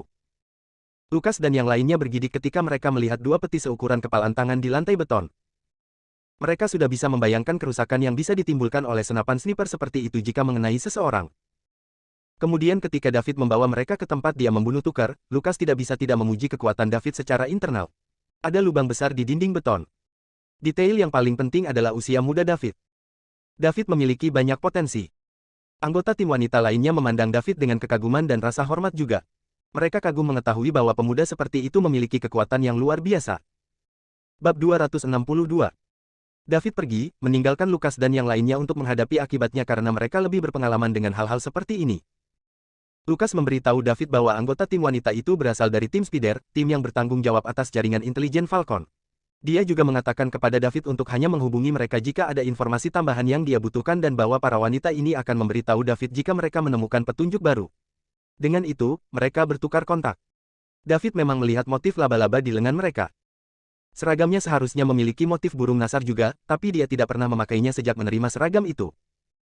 Begitu dia kembali ke Starry Night Hotel, David merasakan kebutuhan mendesak untuk tumbuh lebih kuat. Apa yang terjadi hari ini sangat berbahaya, dan jika kekuatan pikirannya lebih lemah, dia mungkin tidak akan merasakan bahaya tepat waktu dan kehilangan nyawanya. Bahkan jika dia tidak mati, senapan sniper kaliber yang begitu kuat pasti akan melumpuhkannya. Itu menakutkan. Dia harus meningkatkan poin mewahnya menjadi 1000 dan meningkatkan kekuatan pikirannya sehingga bisa menembus batas biasa. Kekuatan pikiran seseorang terlalu penting. Itu bisa merasakan bahaya sebelum itu terjadi. Dia tidak hanya perlu meningkatkan kekuatan pikirannya, tetapi juga statistik fisiknya. Dia masih terlalu lemah sekarang tetapi sudah ada seseorang yang menargetkannya. Lebih penting lagi, dia bahkan tidak tahu siapa musuhnya. Tidak tahu adalah yang paling menakutkan dari semuanya. Bagaimana jika seorang pembunuh bayaran yang kuat seperti Lucas mengejarnya lagi? Dia tidak bisa menjamin bisa melarikan diri dengan aman dari master seperti Lucas atau Liman. Paling tidak, David harus meningkatkan kemampuan bela diri ke level keduanya atau dia mungkin tidak merasa aman. Dia membutuhkan banyak poin mewah untuk itu. Bagaimana saya bisa mendapatkan lebih banyak poin mewah dengan cara yang logis? Pikir David sebelum menelepon Pearl. "Halo, Tuan Liddell," Pearl menyapa dari ujung telepon. "Nona Pearl, ada beberapa barang yang ingin saya beli jadi bantu saya mencarinya. Saya ingin Anda membelinya sesegera mungkin, dan membeli yang terbaik yang ada." Uang bukan masalah, kata David. Apa yang ingin kamu beli? Mutiara bertanya. Saya ingin sebuah pulau, pesawat terbang, dan kapal pesiar. Dapatkan jet dan helikopter, dan beli kapal pesiar paling mewah yang ada. Apakah Anda yakin ingin membeli barang-barang ini, Tuan Liddell? Saya pikir akan lebih hemat biaya jika menggunakan uang untuk berinvestasi. Hal-hal itu hanya akan terdepresiasi nilainya, jadi Anda tidak akan mendapatkan apapun darinya, bujuk Pearl. Tidak apa-apa, investasikan saja seperti yang saya katakan, uang tidak menjadi masalah. Oh, dan kemajuannya agak lambat, jadi percepatlah, oke. Jika Anda merasa telah merekrut cukup banyak orang, maka tetapkan mereka yang dapat diandalkan provinsi dan kota lain untuk pengembangan. Saya ingin Islik International menjadi perusahaan investasi kelas dunia. Baiklah, saya mengerti, Tuan Liddell. Mutiara menjawab. Karena David sudah memberi perintah, tidak ada lagi yang perlu dia katakan. Dia hanya ingin tahu dari mana David mendapatkan uang itu. Bahkan keluarga kaya pun tidak akan mengizinkan putra mereka menghabiskan uang seperti ini. Dia sangat bingung. Bukannya dia dalam posisi untuk ikut campur. Pangkalan rahasia di ibu kota. Lukas sedang menunggu laporan lab tukar. Seorang lelaki tua dengan topeng berjalan keluar dari lab. Bagaimana, Kole tua? Lukas bertanya. Penembak jitu adalah model yang disesuaikan dari pasar gelap Falconia. Pelurunya juga dibuat khusus untuk menghasilkan damage yang besar. Dia juga memiliki beberapa jenis senjata api khusus, dan menurut analisis kami, senjata ini pasti telah dipecah menjadi bagian-bagian kecil dan dikirim ke negara itu. Tetapi tentang bagaimana mereka dikirim, kami tidak terlalu yakin tentang itu. Namun, sudah jelas bahwa pria ini sangat ahli dengan senjata api, lapor Old Cole. Bagian terpenting dari kasus ini adalah senjata api ini. Kita perlu tahu bagaimana mereka masuk ke negara ini. Kita harus mencari tahu dan memutuskan rantai pasokan itu, atau masyarakat akan berada dalam risiko besar jika senjata ini menemukan jalan mereka ke gangster dan penjahat lainnya, kata Lukas. Katakan pada orang-orangmu untuk pergi santai lain kali. Orang ini cukup kuat untuk menjadi Tiger Ranker, namun organnya benar-benar hancur. Tidak ada satupun tulang yang tidak patah di bagian atasnya. Orang-orang seperti dia jauh lebih berguna hidup daripada mati, caci Old Cole. Dia baru. Saya akan memberitahunya untuk menahan diri lain kali. Petik 2. Oh, tim Vulture memiliki anggota baru. Tanya Cole tua. Ya, nomor 10. David tidak meninggalkan kamar hotelnya selama beberapa hari ke depan, takut dia akan tertembak di kepala jika dia keluar. Dia bahkan tidak tahu siapa musuhnya. Dia tidak bisa menjamin bahwa dia akan bisa merasakan bahaya lagi seperti yang dia lakukan terakhir kali. Dia masih memiliki terlalu banyak uang untuk dibelanjakan, jadi dia tidak bisa mati begitu cepat. Dia menutup tirai rapat-rapat dan tidak berani berjalan mendekati jendela. Ada sebuah gedung setinggi hotel di seberang kamarnya, dan dia takut seseorang akan mencoba menembaknya dari gedung seberang. Untungnya, di bawah panggilan dan desakannya yang terus-menerus, dia memperoleh cukup banyak dari pembelian di Springfield dan Capital City. Dia memiliki hingga 578 poin mewah sekarang. Karyawannya telah menghubungi saluran untuk membeli pulau, pesawat, dan kapal pesiar. Dia bisa membelinya kapan saja dan mendapatkan banyak poin mewah. David melakukan ini semua sambil duduk dengan sabar di suite mewah megah Starry-Night Hotel. Dia sudah memutuskan bahwa dia tidak akan meninggalkan ruangan sampai dia mencapai terobosan kekuatan pikirannya. Tidak ada yang lebih penting dari hidupnya. Ketika dia tidak ada hubungannya, dia akan mengirim pesan ke Celia atau obrolan grup sekolah menengah. Tim laba-laba telah menghubunginya kemarin dan mengatakan kepadanya bahwa mereka menemukan pria yang memikatnya ke gang. Pria itu adalah penduduk lokal di ibu kota dan berasal dari keluarga yang cukup kaya, tetapi memiliki kecanduan judi yang menyebabkan istri dan anak-anaknya meninggalkannya. Pria itu memiliki hutang yang sangat besar dan ditawari 100.000 hanya untuk memikat David ke gang, jadi dia melakukan apa yang diperintahkan. Tanpa ragu, Tucker pastilah orang di balik tawaran itu. Sialan. 100.000 ini hampir membuat David kehilangan nyawanya. 1 hari lagi berlalu, yang sekarang adalah hari ketiga sejak David mengunci diri di kamar. Pada hari ini, Pearl akhirnya menelepon David dan mengatakan kepadanya bahwa dia telah menghubungi saluran semua yang ingin dia beli. Namun, karena permintaan yang tiba-tiba, harga sedikit lebih tinggi. David tidak peduli apakah barang-barang itu paling mahal atau tidak. Bahkan, dia senang bahwa mereka lebih mahal sekarang. Setelah mentransfer uang ke Pearl, David mulai menunggu poin mewahnya bertambah. Dari siang hingga malam, ada 3 pembaruan pada poin mewahnya. Dia telah mendapatkan total hampir 300 poin, mencapai total 864 poin. David tidak peduli bagaimana dia membelanjakan uangnya selama itu memberinya lebih banyak poin mewah. Kemudian dia mengalihkan semua aset baru itu dengan nama Islik International. Dia membutuhkan sekitar 100 poin lagi sebelum dia mencapai 1000 poin mewah. Ini berarti dia memiliki lebih dari 10 miliar dolar untuk dibelanjakan. Belum lagi poin 1000 yang mewah hanya bisa meningkatkan kekuatan pikirannya ke tingkat yang sama dengan statistik tubuhnya. Dia masih membutuhkan lebih banyak poin mewah sebelum dia dapat lebih meningkatkan kekuatan pikiran dan tubuhnya.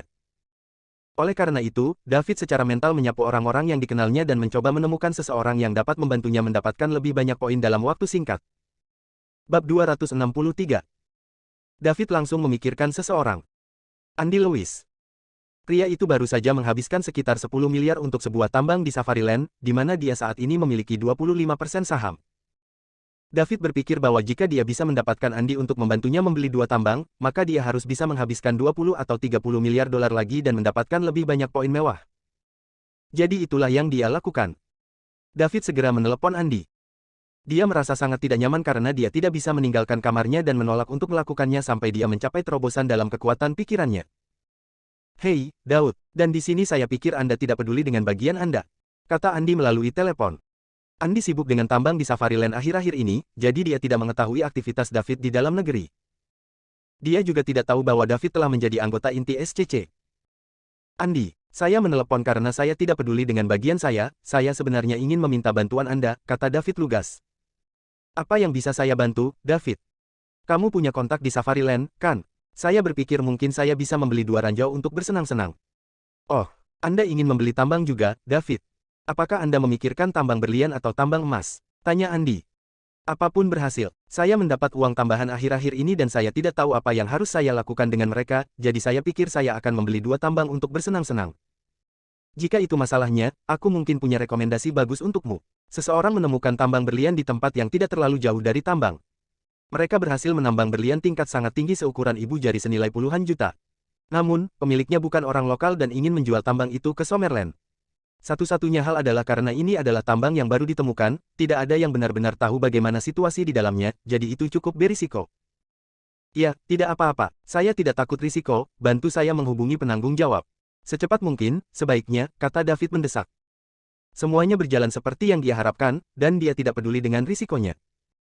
"Kalau begitu, saya akan membantu Anda bertanya kepada mereka dan menghubungi Anda nanti," kata Andy. "Tanya mereka sekarang, aku akan menunggu teleponmu." David bergegas, dan dia takut dia harus menunggu lama jika dia tidak mendesak Andy. "Kamu membutuhkannya begitu cepat?" tanya Andy bingung. "Ya, ini sangat mendesak. Jadi bantu saya bertanya segera, saya akan menunggu panggilan Anda." Kemudian, David mengakhiri panggilan sebelum Andy sempat menjawab. Tak lama kemudian, Andy menelepon kembali. "Hei, Andy, bagaimana hasilnya?" David mengangkat telepon dan bertanya. "David, dia meminta 30 miliar. Saya pikir saya bisa bernegosiasi untuk harga yang lebih murah, tetapi risikonya cukup tinggi. Bagaimanapun, ini adalah tambang baru dan tidak ada jaminan seberapa dalam tambang ini. Anda mungkin tidak dapat memperoleh kembali biaya pokok jika tambangnya lebih kecil dari yang diharapkan." "Tidak apa-apa, saya akan membelinya selama dia menjual. Saya tetap mencari sesuatu yang menarik dan apa gunanya membeli tambang tanpa risiko. Aku akan membelinya." "Kamu yakin, David, 30 miliar bukan jumlah yang kecil, Anda tahu." Petik 2. "Ya, aku yakin. Saya akan menyerahkan pembelian ini kepada Anda dan saya akan menandatangani kontrak besok. Saya akan memberi Anda 10% dari saham juga." Petik 2. "Apa? Tidak. Saya tidak dapat menerima pembagian ini. Kami berteman, dan ini hanya masalah kecil," Andy dengan cepat menolak. Dia tidak mengharapkan David untuk memberinya 10% dari saham. David pada dasarnya hanya memberinya 2 miliar secara gratis. Sebenarnya, bahkan mungkin lebih dari 3 miliar. Sebanyak Andy ingin menerima 3 miliar, dia masih menolak David. "Saya tidak punya waktu untuk pergi ke Safariland setelah membeli tambang ini, Andy. Saya masih membutuhkan bantuan Anda dalam pengembangan. Jadi pertimbangkan 10% ini sebagai investasi teknologi. Saya menawarkannya kepada Anda karena Anda adalah teman saya, jadi terima saja." Petik 2. Petik 2. Baik-baik saja maka.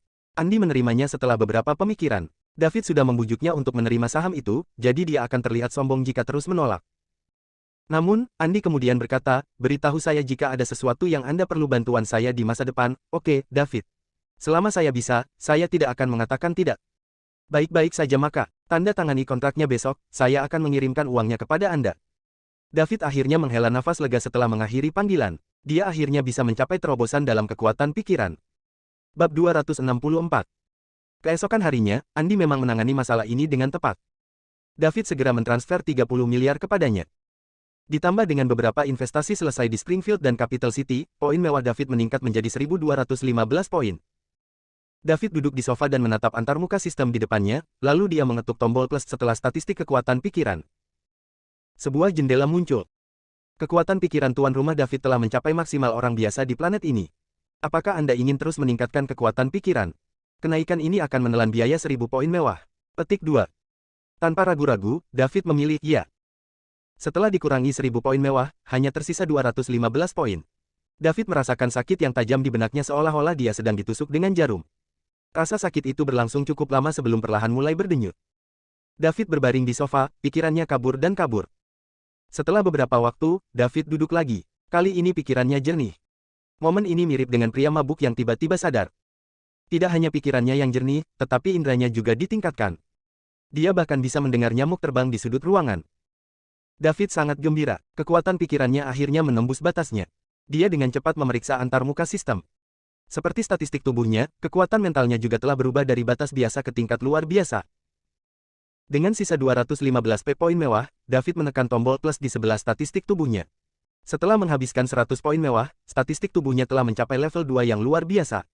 Dia terus menekan tombol hingga hanya tersisa 15 poin mewah dan statistik tubuhnya telah mencapai level yang luar biasa.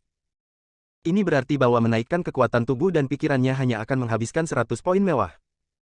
Sementara dia telah menaikkan statistik tubuhnya 2 kali, dia tidak merasa sangat berbeda. Dia memang merasa sedikit panas, tetapi tidak begitu jelas bagaimana perasaannya ketika dia mencapai terobosan. Setelah itu selesai, David segera mandi dan berganti pakaian. Dia siap untuk meninggalkan kamarnya setelah tinggal di dalam selama 3-4 hari.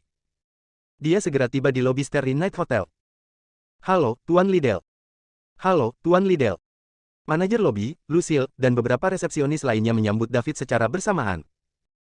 David sangat kaya raya, rela menghabiskan puluhan juta untuk memesan kamar suite mewah yang megah bagi karyawannya di Hotel Bintang 10. Ini belum pernah terjadi sebelumnya dan sekarang dia muncul di hadapan mereka, itu benar bahwa mereka menawarkan layanan terbaik yang mereka bisa. Halo, terima kasih atas kerja keras Anda hari ini, kata David sambil tersenyum, seolah-olah dia adalah pemilik hotel. Begitu David meninggalkan hotel, dia masuk ke mobilnya dan pergi. Di lobi Starry Night Hotel, para resepsionis mulai mendiskusikan David di antara mereka sendiri. Apakah kalian juga menyadarinya? Ada yang berbeda dari Tuan Liddell hari ini. Ya, aku juga melihatnya. Saya merasa dia lebih energi dan percaya diri. Ya, aku juga merasakannya. Aku tidak bisa membayangkan keberuntungan seperti apa yang kamu perlukan untuk menikahi seseorang seperti Tuan Liddell. Dia tampan, percaya diri, kaya, dan pria yang baik. Dia sama sekali tidak arogan dan sombong. Jika Tuan Liddell mau, aku rela menjadi kekasihnya. Kamu gadis bodoh, apakah kamu jatuh cinta? Apakah kamu memberitahuku bahwa kalian tidak mau? Saya hanya mengatakan jika dia mau, saya bersedia. Aku tidak bilang aku tidak mau. Lucille berdiri di tengah lobi dan melihat David pergi. Dia menggelengkan kepalanya sedikit ketika dia mendengar resepsionis berbicara di antara mereka sendiri. Mereka sama sekali tidak malu, tetapi percakapan mereka juga menarik minatnya. Jika David mau, apakah dia bersedia? Tanpa banyak berpikir, Lucille tahu apa jawabannya. Dengan senang hati. Bab 265. Universitas Greenwood. Saat ini sedang istirahat makan siang. Di kursi di tepi danau buatan, dua siswa sedang berbicara satu sama lain. Meskipun, salah satu dari mereka duduk di kursi sementara yang lain berdiri dengan sopan di sampingnya. Apakah David belum datang ke kelas? Hanley bertanya dari mana dia duduk di kursi. Belum, Hanley. David tidak datang ke sekolah selama 4 hingga 5 hari terakhir, jawab siswa yang berdiri. David adalah mahasiswa pertukaran di Greenwood University. Karena dia berada di kelas yang sama dengan siswa lainnya, yang terakhir tahu betul apakah David datang ke sekolah atau tidak. Laporkan padaku segera setelah David kembali. Dimengerti, Hanley. Baiklah, kamu mungkin dimaafkan sekarang. Pergi. Ya, Hanley, jawab siswa itu, yang kemudian membungkuk sebelum pergi. Hanley duduk di kursi dan menatap kolam yang tenang tidak terlalu jauh. Namun, emosinya jauh dari tenang. Gadis cantik yang telah dia perhatikan selama 3 tahun ini sekarang diambil darinya oleh seorang siswa pertukaran yang baru tiba beberapa hari yang lalu. Dia menolak untuk percaya rumor pada awalnya, tetapi dia tidak bisa mengabaikannya ketika dia melihat gambar serta reaksi Celia terhadap diskusi. Foto-foto itu seharusnya diambil dari lokasinya saat ini, dan sepertinya Celia memang menyandarkan kepalanya di bahu pria itu. Tidak ada bukti Photoshop yang digunakan juga. Sikap Celia tentang masalah ini juga menjadi masalah. Dia selalu berdiri dan mengklarifikasi rumor yang ada antara dia dan dirinya sendiri. Namun, sudah beberapa hari sejak gambar-gambar itu muncul dan dia belum mengklarifikasi apapun. Dia mungkin tidak mengkonfirmasi apapun, tetapi sejauh menyangkut Hanley, tidak mengklarifikasi sama dengan mengkonfirmasi rumor. Ini adalah pukulan besar bagi martabatnya. Dia telah menjadi bahan tertawaan sekolah beberapa hari ini. Ketika orang membicarakan pacar Celia, mereka semua akan teringat Hanley, yang telah mengejar Celia selama 3 tahun terakhir. Dia adalah Hanley Chasez, salah satu Fantastic Four dari Greenwood University yang disetujui publik. Dia itu pintar dan tampan. Belum lagi dia juga orang lokal di ibu kota. Keluarga Chasez mungkin bukan salah satu keluarga paling terkemuka di ibu kota, tetapi mereka tentu saja termasuk keluarga dengan peringkat tinggi. Tidak melebih-lebihkan, tetapi yang harus dia lakukan hanyalah menyebarkan beberapa rumor dan akan ada cukup banyak gadis di sekolah yang ingin tidur dengannya untuk berkeliling lapangan olahraga sekolah 2 kali. Dia juga bermain-main dengan beberapa gadis sebelum universitas. Namun, begitu dia mulai kuliah dan bertemu Celia, dia mendapati dirinya sepenuhnya ditaklukkan oleh kecantikannya dan hanya menginginkan kecantikan lotus salju murni ini untuk dirinya sendiri. Karena itu, dia mengubah kebiasaan hidupnya dan memutuskannya dengan semua gadis di masa lalunya. Namun, itu tidak berhasil. Celia tidak menerimanya. Sudah 3 tahun, dan dia telah melakukan begitu banyak selama 3 tahun ini. Hanya untuk menerima kabar bahwa Celia punya pacar, dan pacar itu adalah orang lain. Pada saat itu, ekspresi Hanley yang sopan berubah menjadi sesuatu yang menyedihkan. Dia tidak pernah ditolak seumur hidupnya. Jika dia tidak dapat memiliki sesuatu, maka dia akan menghancurkannya sehingga tidak ada orang lain yang dapat memilikinya juga. Ini adalah moto hidupnya. Lebih baik aku menyakiti semua orang daripada disakiti oleh siapapun. Bab 266. 2 hari lagi berlalu, dan sekarang adalah akhir pekan. David masih berkeliaran membeli perkebunan. Namun, karena tidak ada pembelian besar, peningkatan poin mewah itu lambat. Butuh kurang dari 10 miliar dolar untuk beralih dari 15 menjadi 108 poin dalam 2 hari. David mengetuk tubuh lagi tanpa ragu-ragu. Ada 8 poin mewah setelah dia selesai, sementara tubuhnya mencapai level 4 yang luar biasa. Dalam perjalanan kembali ke Starry Night Hotel, David memperhatikan bahwa daerah itu ramai. Ada begitu banyak mobil mewah di depan pintu masuk sehingga hampir tidak ada tempat parkir yang tersisa. Ada juga kerumunan besar orang di sekitar hotel. Banyak yang memegang tanda dan spanduk tetapi diblokir oleh puluhan penjaga keamanan. Apakah ini penggemar? Apakah ada selebritas yang check-in ke Starry Night Hotel? Dia hanya bisa memarkir mobilnya di tempat parkir bawah tanah. David dihentikan ketika dia sampai di pintu masuk utama. Dulu ada 4 pengantar wanita di sini, dan sekarang menjadi 4 penjaga keamanan. Tuan, tolong tunjukkan kartu kamar Anda. Tidak ada yang diizinkan masuk kecuali tamu hotel saat ini, kata salah satu penjaga keamanan. David hendak berbicara ketika Lucy Liates melihatnya di lobi dan bergegas mendekat. Selamat malam, Tuan Liddell. Kemudian Lucille menoleh ke penjaga keamanan dan berkata, Tuan, Liddell adalah VIP hotel. Lewat sini, Tuan Liddell, kata Lucille. David mengikuti Lucille ke lobi hotel. Mau makan apa malam ini, Tuan Liddell? Aku akan menyiapkannya untukmu. Lucille berkata dengan hormat. Apapun, beri aku yang biasa. Ngomong-ngomong, ada apa dengan hotel malam ini? David bertanya dengan santai. Tan, Liddell, ada sutradara yang menayangkan film baru di hotel kita malam ini. Ia mengundang banyak selebriti dan investor film untuk hadir. Saya mendengar ada upacara sumbangan kecil di akhir. Dia memfilmkannya di tempat yang sangat miskin, jadi dia ingin melakukan bagiannya untuk membantu penduduk setempat. Sutradaranya terkenal secara internasional, kata Lucille. Oh, saya mengerti. Apakah Anda memerlukan undangan untuk masuk? Saya kira tidak demikian. Baiklah kalau begitu, di lantai berapa? Aku akan memeriksanya nanti. Itu di aula di lantai 60. Oke terima kasih, kata David dan naik ke atas. Kembali di kamarnya, David mandi, berganti pakaian, dan hendak memeriksa pemutaran perdana. David mengagumi orang-orang yang mau membantu orang lain dengan pengaruh mereka. Lagi pula dia bebas, jadi dia ingin memeriksanya dan menyumbangkan sejumlah uang. Meskipun memberikan sumbangan tidak akan meningkatkan poin mewahnya, dia tetap ingin membantu karena dia kaya raya. Dia ingin menyiapkan dana amal atau sesuatu tetapi tidak ingin menjadi terkenal. Dia juga sibuk memperbaiki dirinya akhir-akhir ini sehingga dia tidak punya energi untuk melakukannya. Begitu dia cukup puas dengan kekuatannya dan Islik International stabil, dia akan menyiapkan dana amal atas nama Islik International dan menghabiskan sejumlah uang untuk membantu orang yang membutuhkan.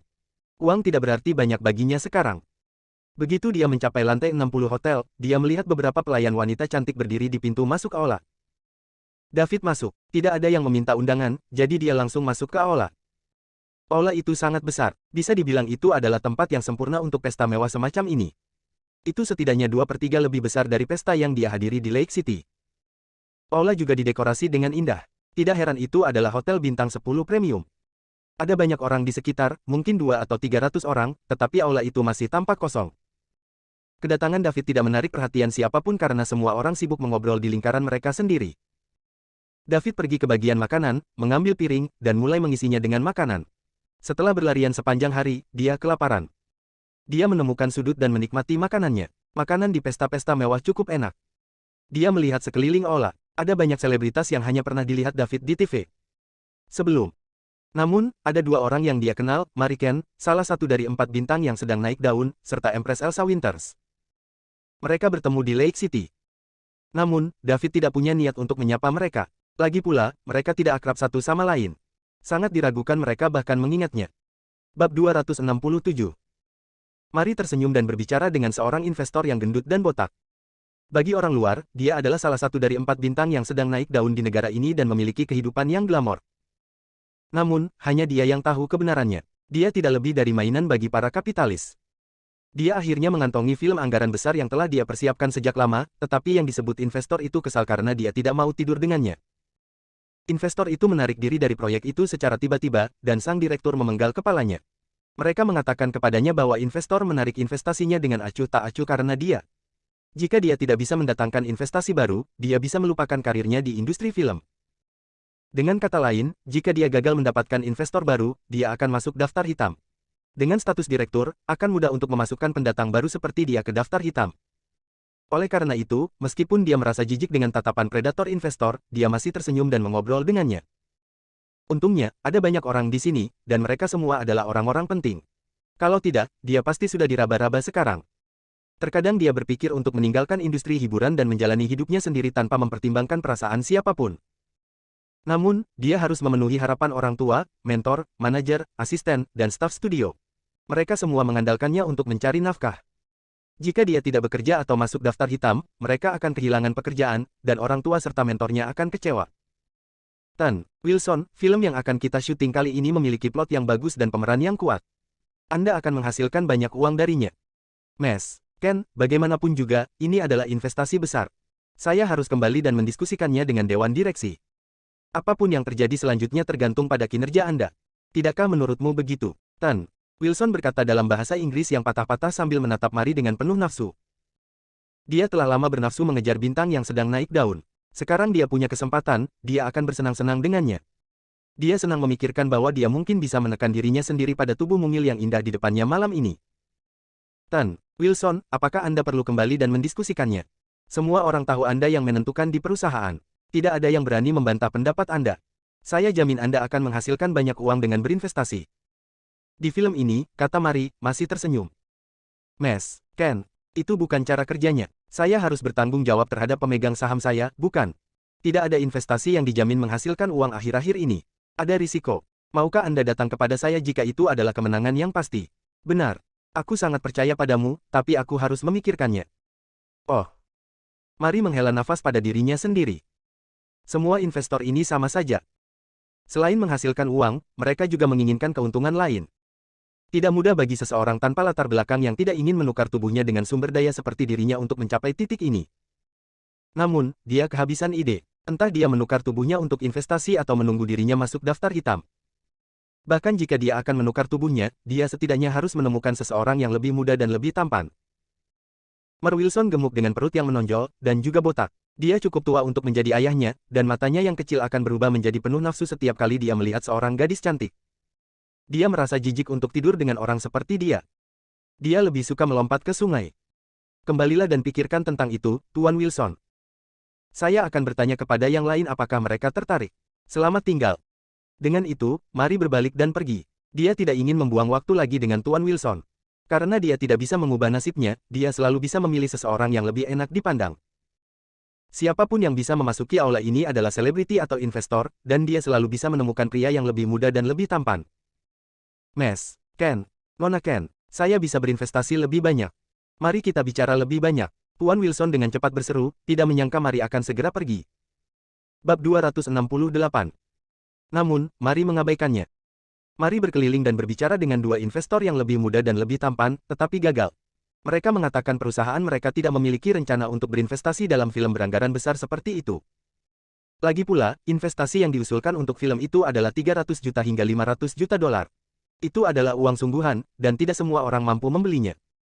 Beberapa perusahaan mungkin terlihat memiliki nilai pasar miliaran dolar, tetapi tidak banyak dari mereka yang dapat mengambil beberapa miliar dolar tanpa mengganggu operasi bisnis mereka.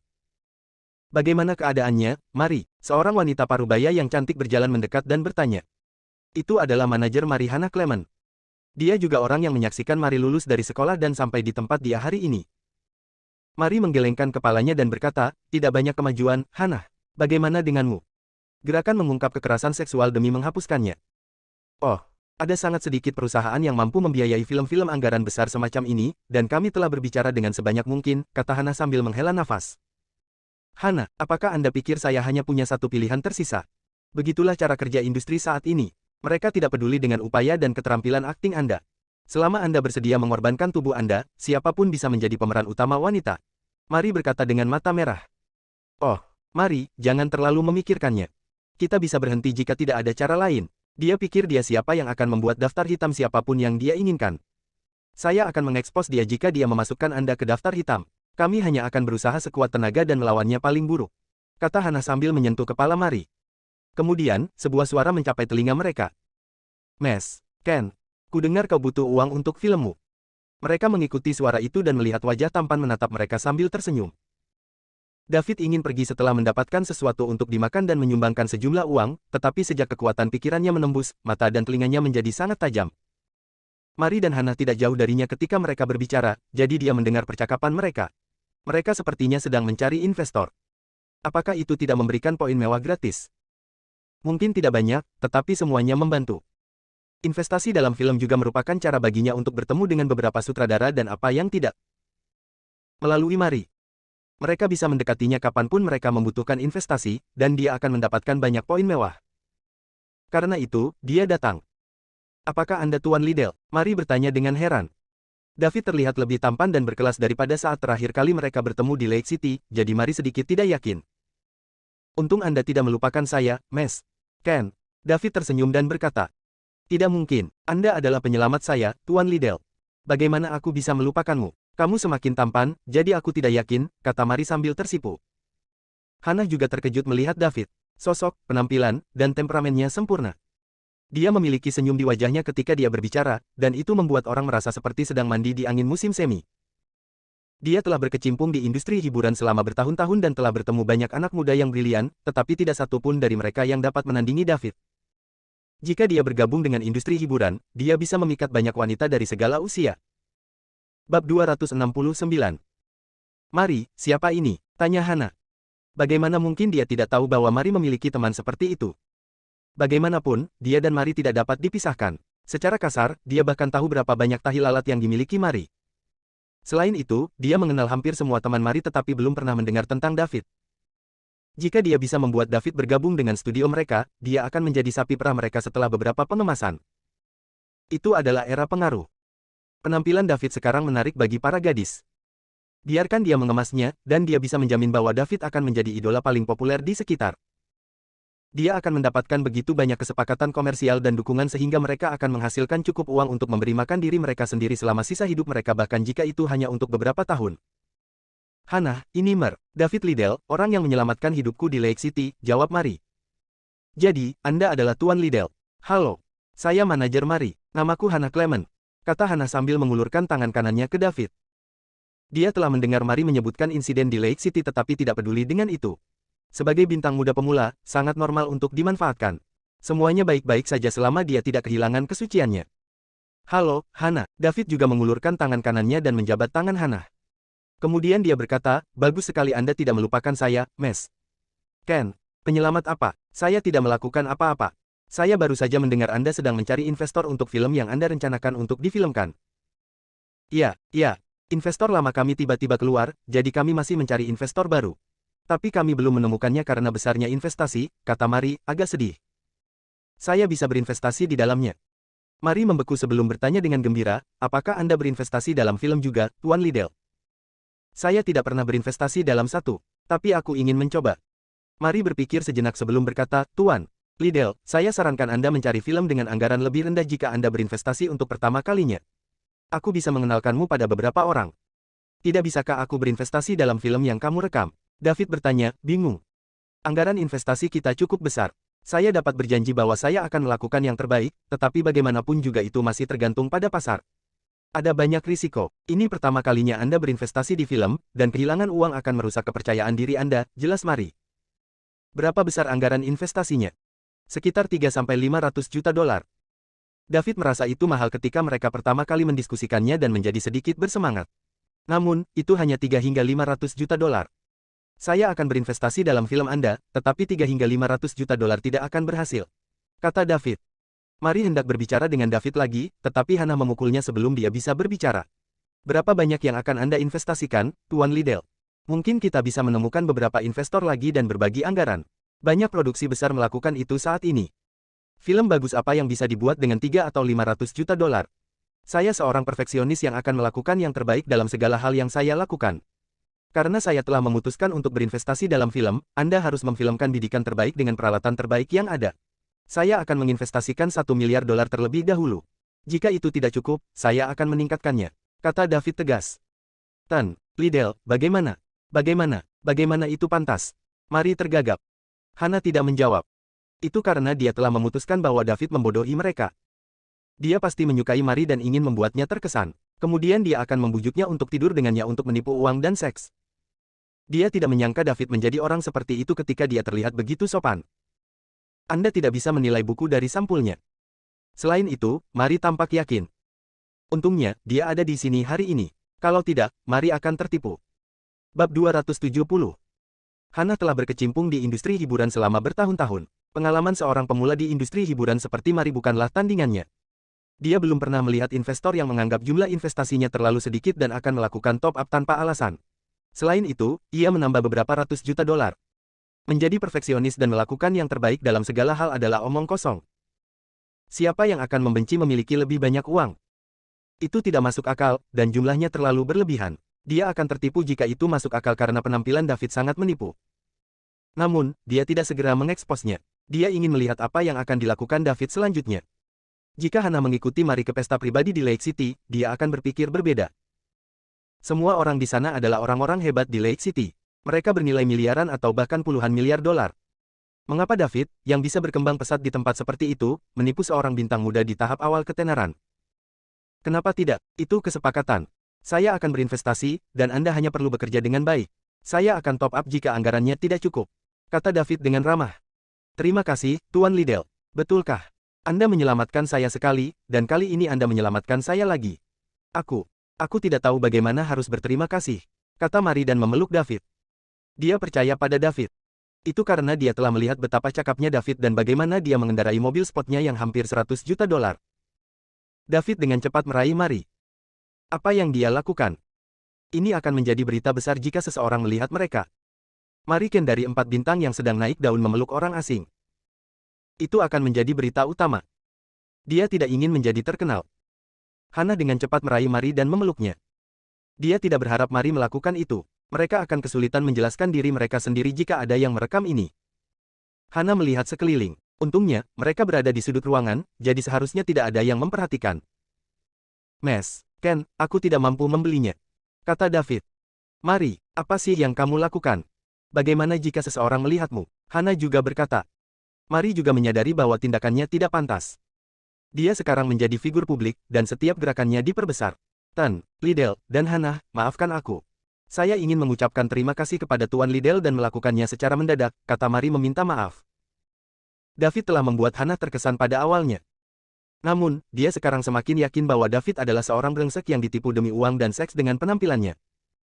Dia tidak tahu berapa banyak wanita yang dia tipu dengan penampilannya. Dia juga harus mengakui bahwa dia tidak akan mampu melawan David jika David berbicara manis padanya. David terlalu menarik. Begitu dia yakin bahwa David adalah seorang penipu, dia bahkan datang dengan ide untuk menghabiskan sejumlah uang untuk berkencan satu malam dengannya. David tidak menyadari bahwa temperamennya telah meningkat sejak kekuatan pikirannya mengalami terobosan beberapa hari yang lalu. Meskipun penampilannya tidak berubah, temperamennya telah banyak berubah. Perubahan itu sangat menarik bagi wanita. Bersambung.